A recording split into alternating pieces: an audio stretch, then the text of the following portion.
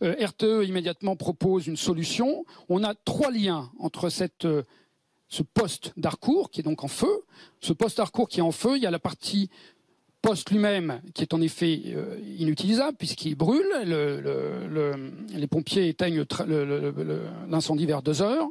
Mais par contre, il y a des transformateurs qui sont à 400 mètres du poste lui-même. Et ces transformateurs ne sont pas touchés par l'incendie. Et donc, ils connectent ces transformateurs qui sortent du 63 000 volts vers la partie aval qui permet de réalimenter, qui va permettre plutôt de réalimenter une sous-station et donc une sous-station de SNCF Réseau.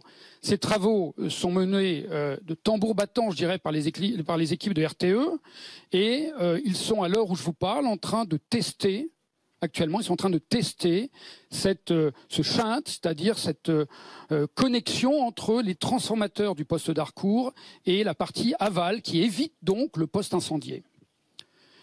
On attend d'une heure à l'autre les résultats de ces tests et je crois que RTE d'ailleurs va parler à la presse en fin d'après-midi ou vers 4 heures, je crois, de telle manière à dire si ces tests ont fonctionné.